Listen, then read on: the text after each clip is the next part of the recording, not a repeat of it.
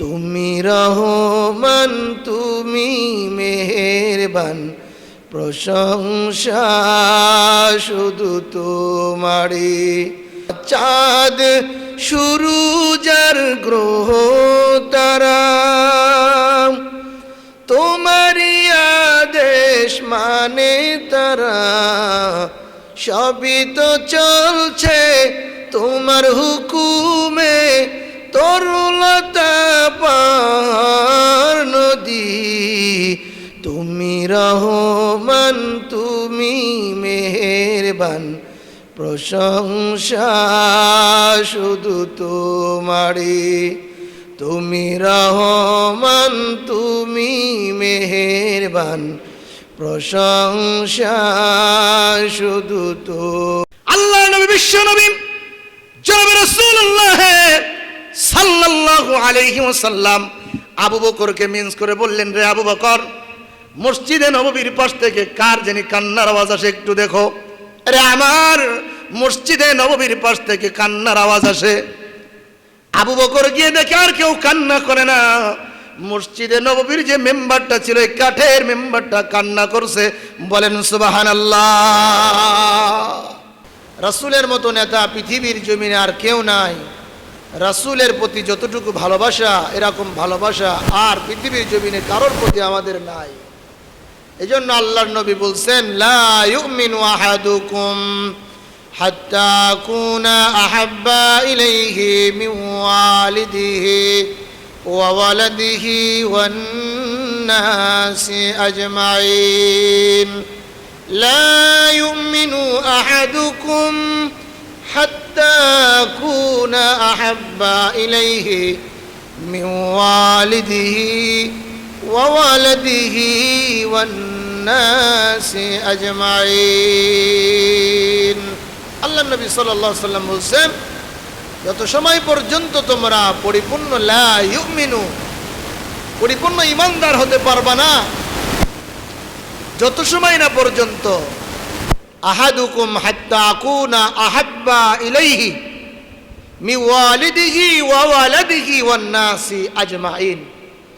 তোমার কাছে তোমার বাবা, তোমার কাছে তোমার মা, তোমার কাছে তোমার সন্তান, তোমার কাছে দুনিয়ার সমস্ত ভালোবাসা, এমনকি তোমার জীবনের চেয়ে যত সময় না পর্যন্ত তোমার নবীকে তুমি ভালোবাসতে না পারবে, অত সময় পর্যন্ত তুমি পরিপূর্ণ ঈমানদার মুমিন হতে পারবা না। এ কথা কে বলছে? আল্লাহর নবী বলছে যে যত সময় তোমার মা, যত সময় তোমার বাবা, বন্ধু বান্ধব, আত্মীয় স্বজন, বিবি বাল বাচ্চা, দুনিয়ার চাকচিক্য, নারী গাড়ি বাড়ি, এমনকি তোমার এই জীবনটার চেয়ে যত সময় না পর্যন্ত তুমি তোমার নবীকে ভালোবাসতে না পারবে, অত সময় পর্যন্ত তুমি পরিপূর্ণ ঈমানদার হতে পারবা না। তাহলে দুনিয়ার জমিনের সবচেয়ে বেশি ভালোবাসতে হবে কাকে? আমার নবীকে। নবীর প্রতি সবচেয়ে বেশি ভালোবাসা স্থাপন করতে হবে। নবীকে যদি ভালোবাসতে পারি, আল্লাহ পাক কোরআনের মধ্যে ইরশাদ করেছেন, যে আয়াত আমি তেলাওয়াত করেছি, আল্লাহ পাক বলেন, কুল ইন কুনতুম তুহিব্বুনাল্লাহ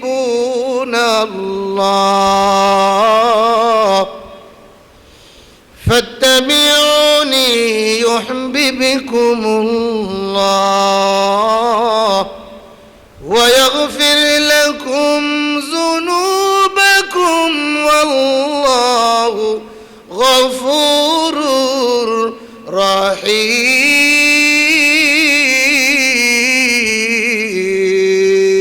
আল্লাহু আকবার। আল্লাহ রাব্বুল আলামিন কুল, হে নবী আপনি বলুন, ইন কুনতুম তুহিব্বুনাল্লাহ, আপনার উম্মতগুলো যদি আমি আল্লাহর ভালোবাসা পাইতে চাই, ইন কুনতুম তুহিব্বুনাল্লাহ, তারা যেন আল্লাহর যদি ভালোবাসা কেউ পাইতে চাই, ফাত্তাবিউনি, তারা যেন আপনি নবীর ইত্তেবা করে। কে বলছে কথা? আল্লাহ বলছে, ও নবী কুল, আপনি বলে দিন, ইন কুনতুম তুহিব্বুনাল্লাহ, যদি আপনার উম্মতেরা আমি আল্লাহকে ভালোবাসতে চাই, ফাত্তাবিউনি, আপনি নবীর অনুকরণ করে। আমাকে যারা ভালোবাসতে চাইবে তারা যেন আপনার ইত্তেবা করে। আপনার ইত্তেবা করলে কি হবে? ইউহিব্বুকুমুল্লাহ, আমি আল্লাহ স্বয়ং ওই বান্দা বান্দীদেরকে ভালোবাসবো। সুবহানাল্লাহ, জোরে বলেন। আমাকে তাদের ভালোবাসা লাগবে না, তারা যদি আমার ভালোবাসা পাইতে চায় তারা যেন আপনি নবীর ইত্তেবা করে। আর আপনি নবীর ইত্তেবা যারা করবে আমি আল্লাহ স্বয়ং তাদেরকে ভালোবাসবো। ভালোবাসলে কি হবে? ওয়া ইয়াগফির লাকুম যুনুবাকুম, আমি আল্লাহ তাদের জিন্দেগীর সমস্ত গুনাহ খাতা মাফ করে দিব। এ কথা কার কথা? আল্লাহর কথা। অপরদিকে আল্লাহর নবী হাদিসের মধ্যে কি বলছে? অত সময় তোমরা মুমিন হতে পারবা না যত সময় না পর্যন্ত তোমার মা, তোমার বাবা, তোমার আত্মীয় স্বজন, তোমার জীবন থেকে আমি নবীকে যত সময় ভালো না বাসবা অত সময় তোমরা মুমিন হতে পারবা না। অপরদিকে আল্লাহ কোরআনের মধ্যে বলছে, ও নবী, যদি আপনার উম্মতেরা আমার ভালোবাসা চায় তাহলে যেন আগে আপনার ইত্তেবা করে। আমার ইত্তেবা করলে আমি, আপনার ইত্তেবা করলে আমি আল্লাহ তাদেরকে ভালোবাসবো। বলেন সুবহানাল্লাহ। তাহলে নবীর ভালোবাসা আমাদের দরকার আছে না নাই? জোরে বলেন, আছে না নাই? কেমন, শুধু মুখে মুখে নাকি প্র্যাকটিক্যালে? কথা বলে না, মুখে মুখে না প্র্যাকটিক্যালে? প্র্যাকটিক্যালে নবীকে ভালোবাসতে হবে। শুধু মুখে আমি নবী তোমাকে ভালোবাসি, এ ভালোবাসার নাম আসলে ভালোবাসা না। অন্তর দিয়ে, মন দিয়ে, জীবন দিয়ে, প্রাণ দিয়ে প্র্যাকটিক্যালে, থিওরিক্যাল নবী আপনাকে ভালোবাসে, প্র্যাকটিক্যাল নবী যা কিছু করেছে তার উপরে আমল করা, নবীর সুন্নতের উপর আমল করা, নবী যেটা নিষেধ করেছে ওটা বর্জন করা, নবী যেটা আদেশ করেছে ওটাকে আঁকড়িয়ে ধরা। তাহলে নবীর প্রতি ভালোবাসা স্থাপন হবে। নবীকে কেমন ভালোবাসছে? যে আল্লাহ পাক অপর দিকে এক আয়াতের মধ্যে আল্লাহ পাক বলছেন, বিসমিল্লাহির রহমানির রহিম,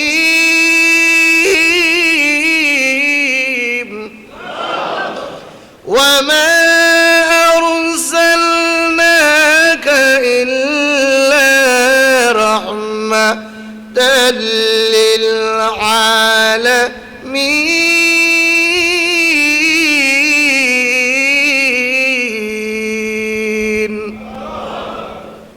আল্লাহ পাক বলছে নবীকে আমাদের জন্য পৃথিবীর জমিনে আল্লাহ পাক নবীকে প্রেরণ করেছে গাছের জন্য, মাছের জন্য, মানুষের জন্য, হিন্দুর জন্য, ইহুদের জন্য, মুশরিকের জন্য, মুরতাদের জন্য, বেঈমানের জন্য, ঈমানদারদের জন্য। আল্লাহ পাক আল্লাহর নবীকে রহমত হিসাবে দুনিয়ার জমিনে পাঠিয়েছে। বলেন সুবহানাল্লাহ। এক কাফেরের জন্য আমার নবী রহমত, ইহুদের জন্য আমার নবী রহমত, গাছের জন্য আমার নবী রহমত, মাছের জন্য আমার নবী রহমত। বলেন সুবহানাল্লাহ। আমার আপনার জন্য আমার নবী রহমত। সুবহানাল্লাহ। এই জন্য নবী প্রত্যেকটা মানুষের জন্যই রহমত। একজন কাফের 80 বছর পর্যন্ত ঈমান আনে নাই, 80 বছর পরে তার ভিতরে দ্বীনের এক জজবা ঢুকছে, মহাব্বত ঢুকছে। সে 80 বছর পর্যন্ত কাফের ছিল, 80 বছর পরে তার হেদায়েত এসেছে। সে একবার পড়ে নিয়েছে লা ইলাহা ইল্লাল্লাহু মুহাম্মাদুর রাসূলুল্লাহ। আল্লাহ পাক তার 80 বছর অতীত জিন্দেগীর সব গুনাহ খাতা আল্লাহ মাফ করে দিয়েছে। কালিমার এত ওজন, এত দাম। এই জন্য তাম দুনিয়ার সমস্ত সবকিছুকে এক পাল্লায় রাখা হবে, আর এই কালিমাকে আর এক পাল্লায় রাখা হবে। এই কালিমার পাল্লা ভারী হয়ে যাবে। বলেন সুবহানাল্লাহ। হযরত মুসা আলাইহিস সালাতু ওয়াস সালাম আল্লাহকে ডেকে ডেকে বলছে, জলিলুল কদর পয়গম্বর, আল্লাহ আমাকে এমন একটা আমল আপনি শিখায় দেন যে আমলটা আমি মুসা ছাড়া আর কেউ করবে না। আল্লাহু আকবার বলেন। আল্লাহ পাক বলছে, ও মুসা বল লা ইলাহা ইল্লাল্লাহু মুহাম্মাদুর রাসূলুল্লাহ। বলেন সাল্লাল্লাহু আলাইহি ওয়াসাল্লাম।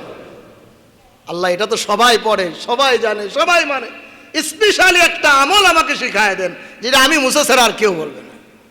আল্লাহ পাক বলছে, মুসা এই কালেমা পড়ো। কালিমার কত ওজন জানোনি?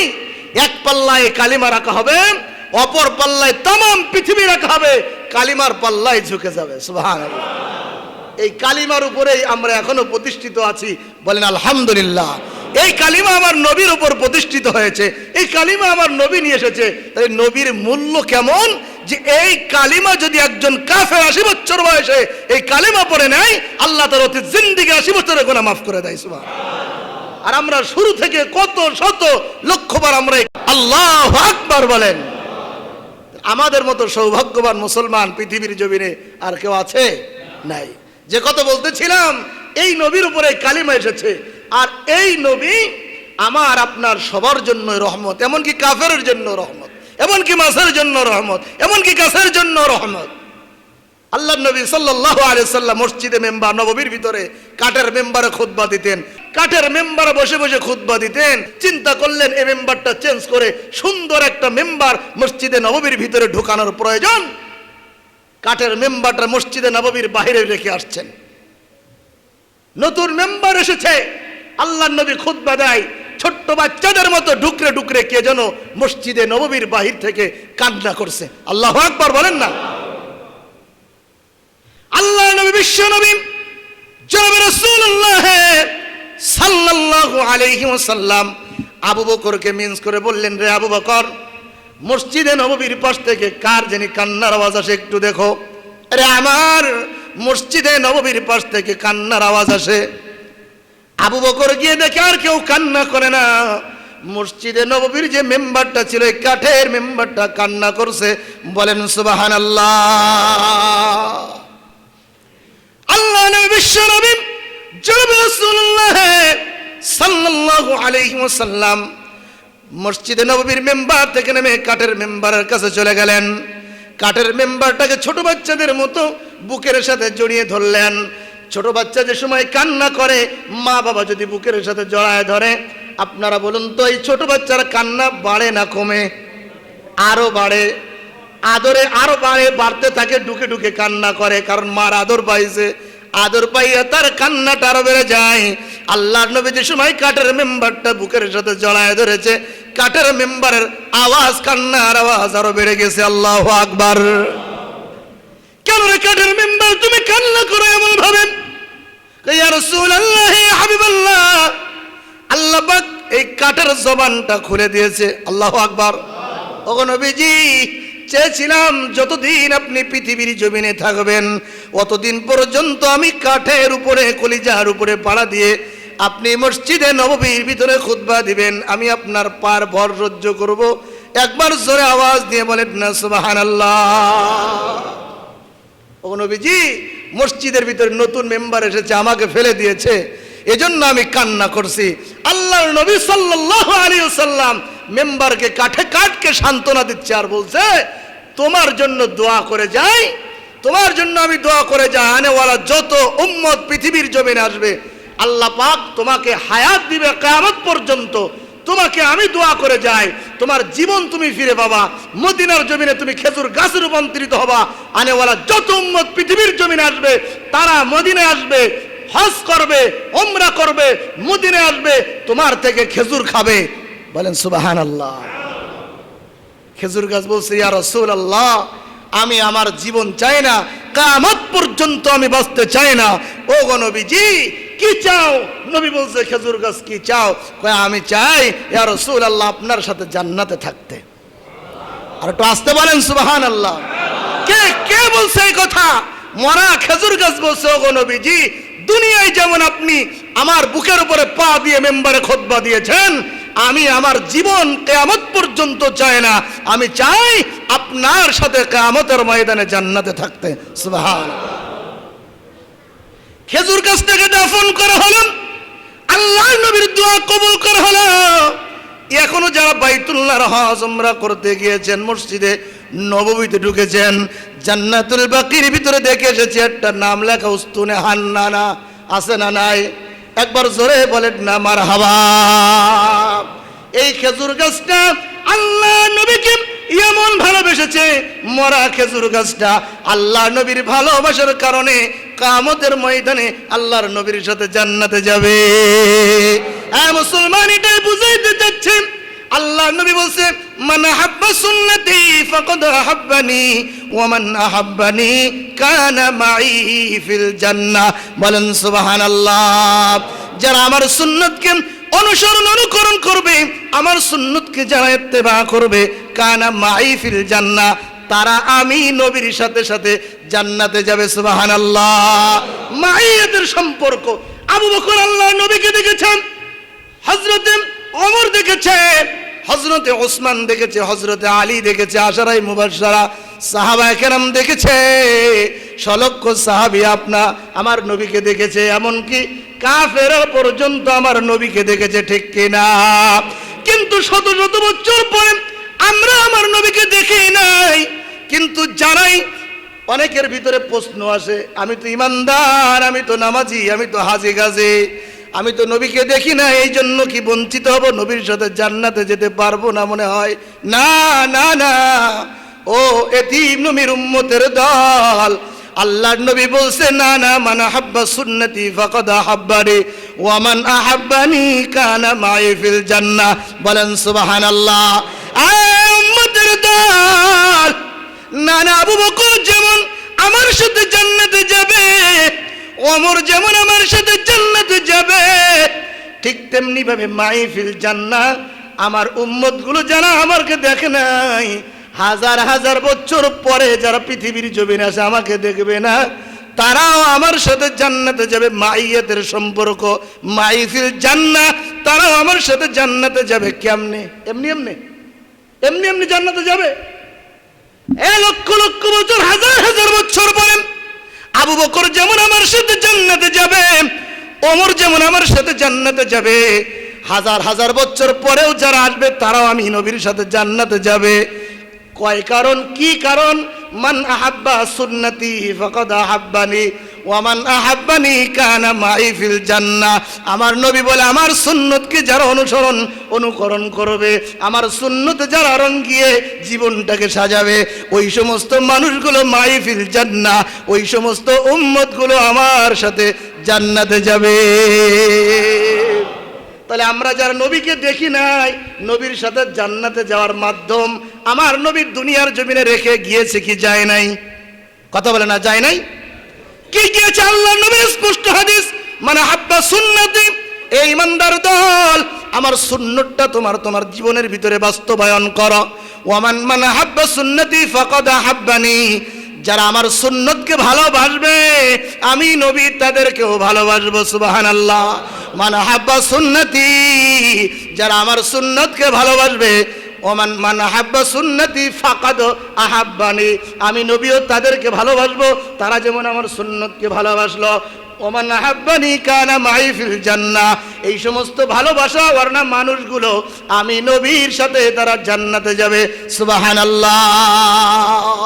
আবু বকর যেমন জান্নাতে গিয়েছে, আমরাও তেমন নবীর সাথে জান্নাতে যেতে পারবো, একথা আমার নবী স্বয়ং বলে গিয়েছে। আল্লাহু আকবার বলেন। এটা খুশির খবর না দুঃখের খবর? নবীর সাথে জান্নাতে যেতে চাই কি চাই? আসি তো, মনের ভিতরে আশা আছে তো, সাথে জান্নাতে যেতে চাই, আছে না? কথা বলে, আছে না নাই?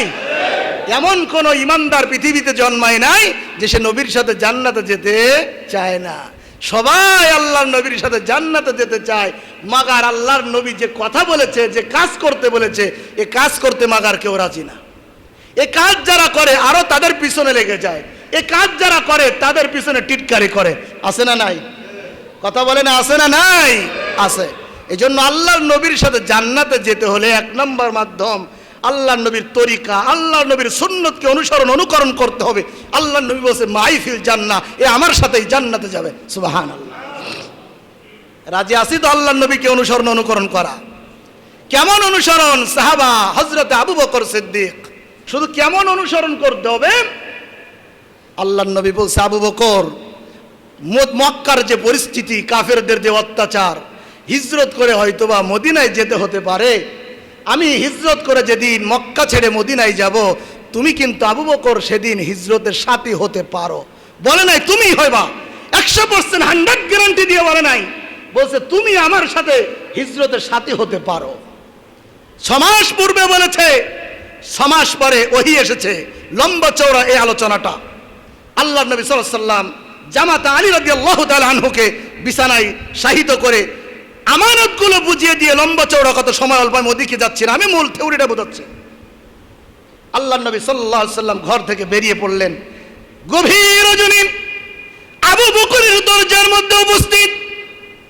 আবু বকরের দরজার মধ্যে গিয়ে টক টক করে নাড়া দেয়। আবু বকরের সাথে সাথে দরজাটা খুলে দেয়। ইমানে আওয়াজ দিয়ে জোরে জোরে বলা যাবে না সুবহানাল্লাহ। আবু বকর, আমি তো বেশি সময় আওয়াজ করি নাই, বেশি সময় পর্যন্ত ডাকাডাকি করি নাই। আবু বকর, সবে মাত্র একটা টোক্কা তোমার দরজায় দিলাম রে আবু বকর, তুমি কি ঘুমাও নাই?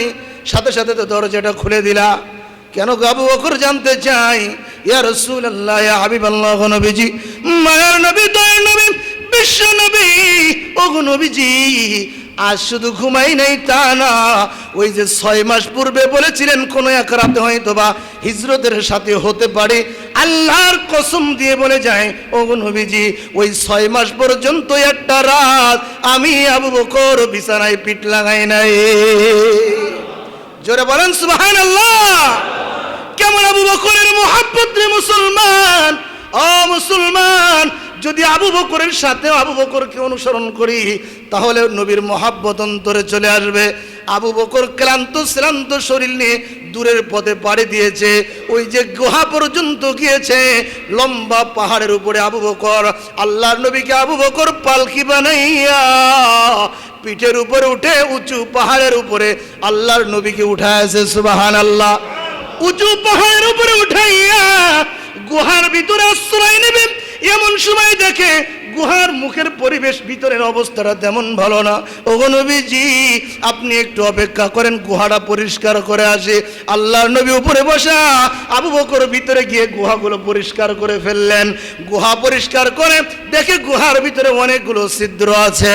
ছিদ্রগুলো আবু বকরের পাগড়ি দিয়ে সুন্দর করে ছোট ছোট টুকরা করে সমস্ত ছিদ্রগুলো আবু বকর বন্ধ করেছে। একটা ছিদ্র দেখা যায়, ছিদ্রটার বন্ধ করার কাপড় আবু বকরের কাছে আর নাই। আবু বকর পায়ের আঙ্গুলি দিয়ে ছিদ্রটা বন্ধ করে আল্লাহর নবীকে ডাক দিয়েছে, ও নবীজি আসেন, গুহা প্রস্তুত, আপনার আরামের বিছানা প্রস্তুত, চলে আসেন। আল্লাহর নবী আসলেন, আবু বকরের উরুতে মাথা দিয়ে ঘুমায় গেলেন। জোরে বলা যাবে না আল্লাহু আকবার। আল্লাহর নবী আবু বকরের উরুর ভিতরে ঘুমায়, ওদিকে গুহার ভিতরে একটা বিষাক্ত সাপ বাইর হতে না পেরে আল্লাহর নবীর সাহাবীর পায়ের ভিতরে কামড় লাগায় দিয়েছে। বিষের যন্ত্রণায় ছটপট করে, আবু বকর ছটপট করে কিন্তু আওয়াজ করে না। কেন? আল্লাহর নবী কষ্ট করে এসেছে, ঘুম ভেঙে যাবে। এ মুসলমান, কতটুকু ভালোবেসেছি আর আবু বকর কতটুকু ভালোবাসে। বলি নবী তোমাকে ভালোবাসি, সুন্নত নাই, নবীর আদর্শ নাই, এমনিতে এমনিতে মুখের ভালোবাসায় জান্নাত পাওয়া যাবে না, ঠিক কিনা? আবু বকর বলছেন, কিছুক্ষণ যেতে না যেতে বিষের যন্ত্রণায় ছটপট করছে আবু বকর। অটোমেটিকলি চোখ দিয়ে পানি গাল মুবারক দিয়ে বেয়ে আল্লাহর নবীর মুখের ভিতরে, আল্লাহর নবীর জবান মুবারক, আল্লাহর নবীর চেহারা মুবারকের ভিতরে একটু পানি পড়ে গেছে। চোখের পানি গরম না ঠান্ডা? আরো জোরে বলেন, গরম না ঠান্ডা? আল্লাহ নবীর এমনিতে ঘুম ভেঙে গেছে। ঘুম থেকে উঠে দেখে আবু বকর কান্দে। এ আবু বকর, কেন তুমি কান্দরে, কেন তুমি কান্দরে বন্ধু, কেন তুমি কান্দরে হিজরতের সাথী? আবু বকর বলছে, ইয়া রাসূলুল্লাহ, কই আমি কেমন কান্না করে? আবু বকর, ইয়া রাসূলুল্লাহ, কান্দে না। নবী বলছে, আবু বকর রে, বাড়ির কথা কি মনে পড়ে গেছে কিনা? কয় না না না, বাড়ির কথা মনে পড়ে নাই। ওগো নবীজি, যেদিন থেকে আপনার হাতে হাত দিয়ে কালিমা পড়ে মুসলমান হয়েছি, ওদিন থেকে বাড়ির মায়া ত্যাগ করে আপনার মায়া কলিজায় ঢুকাছে। কেন রে কান্দ? ইয়া রাসূলুল্লাহ, পায়ের ভিতরে একটা বিচ্ছু আমার কামড় দিয়েছে, বিষের যন্ত্রণায় ছটপট করে। কেন আগে বলো নাই? ওগো নবীজি, আপনার ঘুমের ডিস্টার্ব হবে। আল্লাহু আকবার। এজন্য বলি নাই। আল্লাহর নবী মুখের ভিতরে লালা মুবারক আবু বকরের ক্ষতস্থানে দিলেন। ক্ষতস্থান বিষ চলে গেল। দেখে গুহার ওই ছিদ্র দিয়ে বিষাক্ত একটা সাপ চলে আসছে। আল্লাহ পাক সাপের জবান খুলে দিলেন। সুবহানাল্লাহ। আল্লাহ নবী সাপকে বলছে, কেন গো, কেন গো, কেন তুমি আবু বকরের পায়ে, আমার বন্ধুর পায়ে কামড় দিলা? সাপের জবান আমার আল্লাহ খুলে দিয়েছে, এজন্য কামড় দিয়েছি। এখান থেকে 100 বছর পূর্বে আমি একটা গাছতলা দিয়ে যাচ্ছিলাম, একজন পাদ্রী আলোচনা করেছিল মক্কার জমিনে একজন নবী আসবে, হিজরত করবে, লম্বা চওড়া কথা, সময় অল্প। এ নবী হিজরত করে মদিনায় যাবে, এই পথ দিয়ে মদিনায় যাবে। প্রতিমধ্যে নবী এই পাহাড়ের গুহার মধ্যে আশ্রয় নেবে। সুবহানাল্লাহ বলেন। এই নবীর চেহারা যে একবার দেখবেন, ঈমান আনবে, একবার কালিমা পড়বে, আমার আল্লাহ জান্নাত তার জন্য ঠিকানা বানায় দিবে। সুবহানাল্লাহ। কে বলছে? সাপ বলছে। এ কথা শুনে সাপ ওই গুহার ভিতরে 100 বছর পর্যন্ত অপেক্ষা করছে, কোন দিন আমার নবী হিজরত করে এ রাস্তা দিয়ে যাবে। সুবহানাল্লাহ। বেরোবে না মুখ দিয়ে? ইয়া রাসূলুল্লাহ, ইয়া হাবিবাল্লাহ, ওগো নবীজি, বিশ্ব নবী রহমাতুল লিল আলামিন 100 বছর পর্যন্ত অপেক্ষা করছে। এটা আমার আশা আকাঙ্ক্ষা সব কিছু মিটাই দিছে আবু বকর, সব দিকে আটকাইছে, একটা ছিদ্র সেটাও পাও দিয়ে আটকাইছে। আপনি চলে যাবেন, আপনাকে দেখবো না হতে পারে না, ইচ্ছা করে কামড়াই নাই, আপনাকে দেখার জন্য আবু বকরের পায়ে কামড় দিয়েছি। সুবহানাল্লাহ। আল্লাহ নবীকে সাপে দেখলেন, সাপে দেখার পরে আল্লাহ নবীর কাছে সাপ কালিমা পড়ে মুসলমান হয়ে গেল, কালিমা পড়ে নিলেন। বলেন সুবহানাল্লাহ। গাছেও চিনছে মরা গাছ, উঠেও চিনছে, বনের হরিণীরাও চিনছে। কথা বলেন ঠিক কিনা? পাহাড়েও আল্লাহর নবীকে চিনছে। মদিনা মুনাওয়ারা থেকে 3.5 কিলোমিটার দূরে অবস্থিত উহুদ পাহাড়, দেখছেন কিনা কাকা? উহুদ পাহাড় এখনো পর্যন্ত দাঁড়িয়ে আছেন। ওই উহুদ পাহাড়ের পদদেশে উহুদের যুদ্ধে যে 70 জন সাহাবী ইন্তেকাল করেছিলেন, ওই 70 জন সাহাবী সহ আরো কিছু সাহাবীর লাশ কবর ওইখানে আছে, সচক্ষে দেখে এসেছি। আল্লাহু আকবার বলেন। আল্লাহর নবী কিছুদিন পর্যন্ত উহুদ পাহাড়ের পদদেশ দিয়ে আর যায় না, উহুদ পাহাড় ডুকরে ডুকরে কান্দে। সুবহানাল্লাহ বলেন না? সুবহানাল্লাহ। উহুদ পাহাড় কান্দে, নবী আমার ছায়াতল দিয়ে আর হাঁটে না। জিবরাইল এসে উপস্থিত হলো, নবীজি উহুদ পাহাড়ের পদদেশ দিয়ে আপনি আর যান না, উহুদ পাহাড় আপনার না দেখার বিরহে উহুদ পাহাড় নিজে নিজে কান্না করেছে। সুবহানাল্লাহ। তাহলে বোঝা যায় আমার নবীকে পাহাড়েও চিনছে, ঠিক কিনা? কিন্তু আমার নবীকে মানুষে চেনে নাই, ঠিক কিনা বলেন? যদি চিনতুম, আমার নবী স্পষ্ট বলেছে, মান হাব্বা সুন্নতি ফাকাদ আহাব্বানি ওয়া মান আহাব্বানি কানা মাই ফিল জান্নাহ। যারা আমি নবীর সুন্নতকে ভালোবাসবে, আঁকড়ায় ধরবে, আমি নবী তাদেরকে ভালোবাসবো। শুধু তাই নয়, আমি নবীর সাথে তারাও জান্নাতে যাবে। আবু বকর কত কষ্ট সহ্য করেছে, কিন্তু আল্লাহর নবীর ভালোবাসা অন্তর থেকে বিন্দু পরিমাণও ছাড়ে নাই। জীবন যেতে প্রস্তুত, কিন্তু আল্লাহর নবীর ভালোবাসা অন্তর থেকে বের করতে প্রস্তুত না প্রত্যেকটা সাহাবী। এজন্য আল্লাহ নবী বলেছেন, সাহাবিকান নুজুম ইকতাদাইতুম ইহতাদাইতুম। আমি নবীর হাতে হাত দিয়ে মরণের আগ মুহূর্ত পর্যন্ত একদিন হলেও যে মানুষটা কালিমা পড়ে মুসলমান হয়ে গেছে হলো সাহাবী। আদনা থেকে আদনা একজন সাহাবীকে যারা অনুকরণ করবে, ওই ব্যক্তি হেদায়েতের পথ পেয়ে যাবে। সুবহানাল্লাহ। আমার আজ প্রত্যেকটা সাহাবী আসহাবিকান নুজুম, প্রত্যেকটা সাহাবী হচ্ছে আসমানের নক্ষত্র সমতুল্য। বলেন সুবহানাল্লাহ। যে কোনো একজন সাহাবীকে যদি আপনি ফলো করেন, আপনি আবু বকরকে ফলো করেন, ওমরকে ফলো করেন, আলীকে ফলো করেন, ওসমানকে ফলো করেন, যাকে আপনি ফলো করেন না কেন, আপনি হেদায়েতের পথ পেয়ে যাবেন। বলেন সুবহানাল্লাহ। তাহলে সংক্ষিপ্ত আকারে যেটাই বুঝাইলাম, নবীর সাথে জান্নাতে যেতে হলে সর্বপ্রথম কাজ নবীর সুন্নতকে মানতে হবে, অনুসরণ করতে হবে, ফলো করতে হবে, সুন্নতকে বাস্তবায়ন করতে হবে, ঠিক কিনা? নবীর সুন্নত ছাড়া কেউ নবীর সুপারিশ পাবে না, নবীর সুন্নত ছাড়া কেউ নবীর সাথে জান্নাতে যেতে পারবে না। আপনারা রাগ করেন বা খুশি হন, এটা আমার বলতেই হবে, দাড়ি যে আমরা রাখি না, এটা নবীর সুন্নত। এটা কি?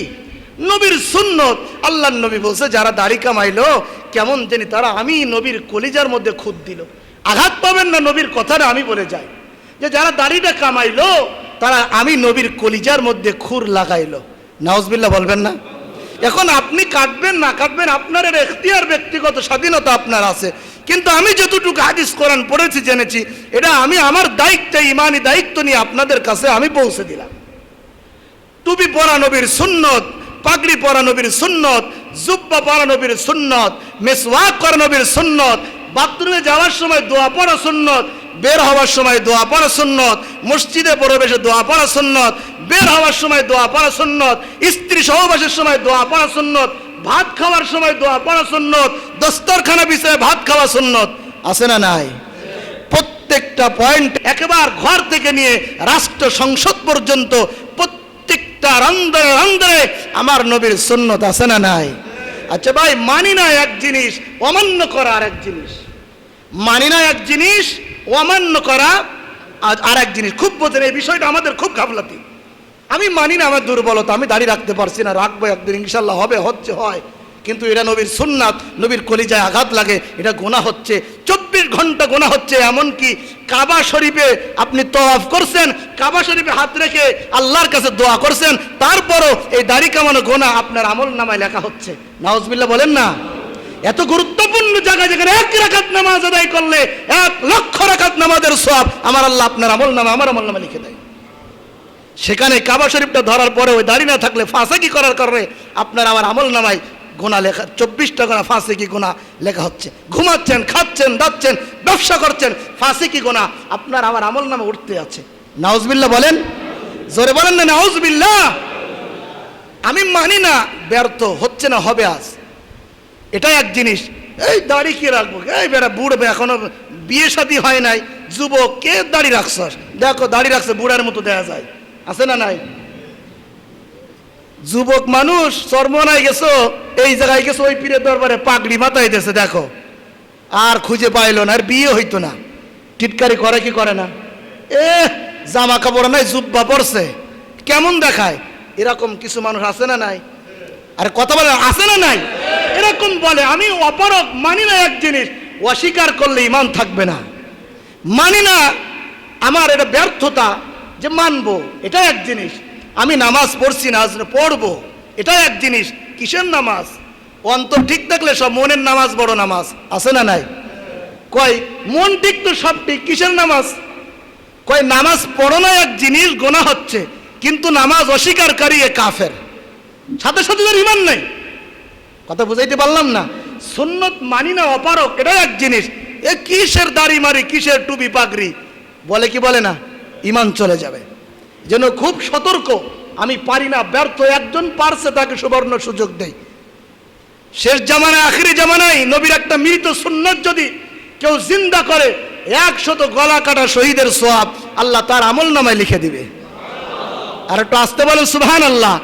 এই পরিস্থিতিতে বিয়ে হবে না, বন্ধু বান্ধবের ঠাট্টা মস্করা, আড্ডা ফাজলামি, এই অবস্থায় যদি হীনমন মন শক্ত করে যে যাই বলে বলুক দাড়িটা রাখবো, 100 গলা কাটা শহীদের সওয়াব আপনার আমল নামায় লিখে দিবে কে? যে যাই বলে বলুক টুপি ছাড়বো না, যে যাই বলে বলুক পাগড়ি ছাড়বো না, যে যাই বলে বলুক না কেন দিনের পথ থেকে পিছপা হবো না, খুশি হবে কে? 100 শহীদের সওয়াব কে লিখে দিবে? আল্লাহ। এই জন্য প্রত্যেকটা রন্ধে রন্ধে নবীর সুন্নাত বাস্তবায়ন করা। আল্লাহর নবী সাল্লাল্লাহু আলাইহি ওয়াসাল্লামের কেমন ছিলেন আল্লাহর নবী, প্রত্যেকটা আল্লাহর নবী যেমন ছিলেন ওভাবে আমাদেরকে ফলো করতে হবে। কিতাব একটা আছে, আপনারা দেখছেন, আমাদের মাদ্রাসায় পড়া হয়, দাওরা হাদিস মাস্টার্সের ক্লাস, শামায়েলে তিরমিজি। আল্লাহর নবী কেমন ছিলেন, আল্লাহর নবীর নাক কেমন ছিল, আল্লাহর নবীর চোখ কেমন ছিল, আল্লাহর নবীর ভুরু কেমন ছিল, আল্লাহর নবীর চুল কেমন ছিল, আল্লাহর নবীর জিহ্বা কেমন ছিল, আল্লাহর নবীর ঠোঁট কেমন ছিল, আল্লাহর নবীর দাড়ি কেমন ছিল, আল্লাহর নবীর হাত কেমন ছিল, আল্লাহর নবীর পেট কেমন ছিল, পিঠ কেমন ছিল, পাও কেমন ছিল, সিনা কেমন ছিল, দেখতে কেমন ছিল, প্রত্যেকটা আল্লাহর নবীর সৌন্দর্য, আল্লাহর নবীর আকৃতি এই কিতাবের ভিতরে লেখা আছে। আল্লাহু আকবার বলেন। কিতাবটার নাম কি দেখেন তো, পড়েন পড়েন, শামায়েলে তিরমিজি। আল্লাহর নবী সাল্লাল্লাহু আলাইহি সাল্লাম চুল কেমন রাখতেন এই কিতাবের ভিতরে আছে না নাই? এই কিতাবটা মূল কিতাব, আপনার 58-59 নম্বর পৃষ্ঠার আল্লাহর নবীর চুল কেমন, এখানে লেখা আছে। আল্লাহর নবী কতটুকু উল্লেখ করেছেন যে আল্লাহর নবীর চুল ছিলেন ছোট, লম্বা, বাবরি, কাঁধ পর্যন্ত। কথা সত্য না মিথ্যা? আল্লাহ নবীর চুল কয় রকম? 3 রকম চেঁচে ফেলেছেন।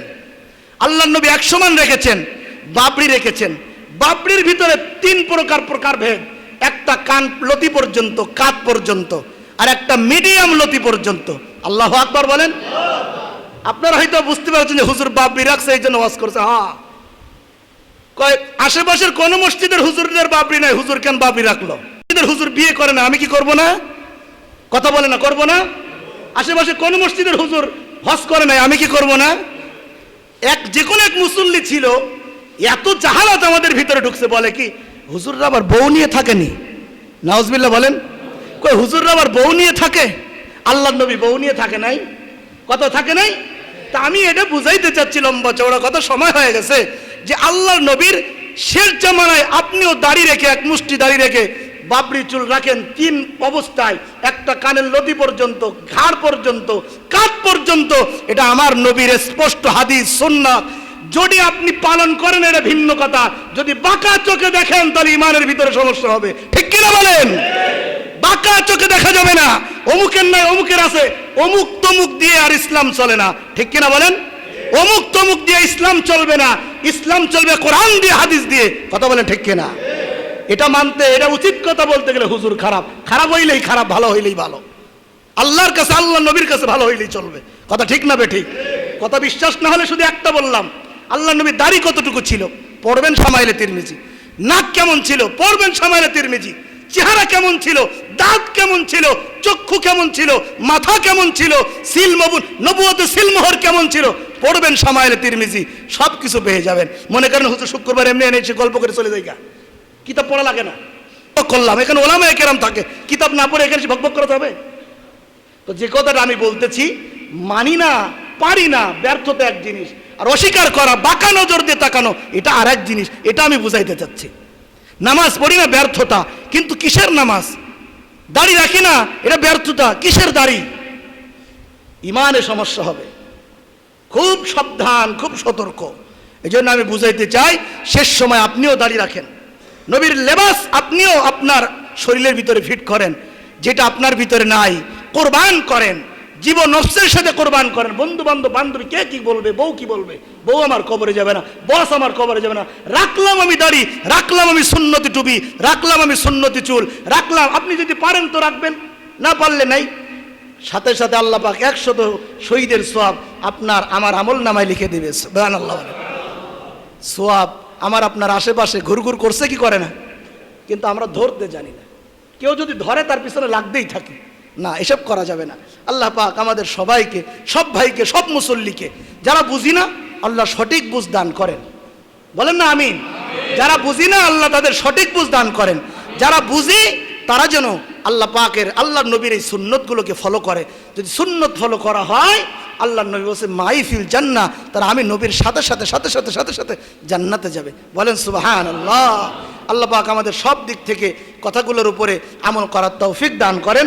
যদি কোনো কথায় কষ্ট দিয়ে থাকি, পেয়ে থাকেন, কোরআন হাদিসের কথা বলতে গিয়ে ক্ষমার দৃষ্টিতে দেখবেন। তারপরও ক্ষমা চাচ্ছি, পা ধরতে হলেও ধরবো। কিন্তু আমরা চাই, প্রত্যেকটা ওলামায়ে কেরাম চাই, মুসল্লিগুলো, আনেওয়ালা উম্মতগুলো, নবী নাই, নবীর কাজগুলো, দায়িত্বগুলো পালন করে প্রত্যেকটা উম্মত যেন জান্নাতে পাঠাইতে পারি। আপনি যদি দাঁড়িয়ে রাখেন, আমার কি টাকা দেবেন? কথা বল, দেবেন? আমি যদি আপনাকে একক তো নামাজে নিয়ে আসি, আপনি আমার টাকা দেবেন? দেবেন না। কেন বলবো? কেন আপনার শত্রু আমি হব? আপনি সুদ খাইতেছেন, অবশ্যই আমি জানি সুদের কথা যদি বলি। আপনি ঘুষ খাইতেছেন, অবশ্যই আমি জানি ঘুষের আলোচনা যদি করি। হুজুরকে অবশ্যই ওই বাঁকা নজরে তাকাবে। 1 কাপ চা খাওয়াইতো, তোর আর চা খাওয়াইতেছে, তুই সুদের কথা কইছ, আমি সুদ খাইতাম। ঘুষের কথা কই, তুই ঘুষ খাইতে, হুজুরে তারাও। নানান পরিকল্পনা আছে না নাই? কেন শত্রু হব? কেন? হ্যাঁ ভাই, শত্রু হব এই কারণে যেন তোমাকে আমি জান্নাতে নিয়ে যাইতে পারি। তোমাকে জান্নাতে নিয়ে যাইতে গিয়ে যদি আমি শত্রু হই, তাহলে হব। আমার নবী সাহাবায়ে কেরামকে, আমার নবী উম্মতদেরকে জান্নাতে নিয়ে যাওয়ার জন্য মক্কা থেকে বিতাড়িত হয়ে মদিনায় হিজরত করে নাই? কথা বলে না, করে নাই? তো আমরাও আপনাদেরকে দিনের পথে উঠাইতে গিয়ে মার খাইতে হলেও, অপমান লাঞ্ছিত স্বীকার করতে হলে নবীর আদর্শ বুকে জমা দেয়। যতই কথা বলেন না, কারণ মা থাকে না, বাবা থাকে না, আত্মীয় স্বজন থাকে না, বন্ধু বান্ধব নাই, দিনের কথা বুঝাইতে গিয়ে কত মুসল্লি বাঁকা নজরে তাকায়, মনটারে বুঝতে রে মন, নবীও এই কষ্ট স্বীকার করেছে, বস নবীও মার খেয়েছে, ঠিক না বে ঠিক? আল্লাহ আমাদের বুঝবার আমল করার তৌফিক দান করেন, আমিন। ওয়া আখির দাওয়ানা আলহামদুলিল্লাহি রাব্বিল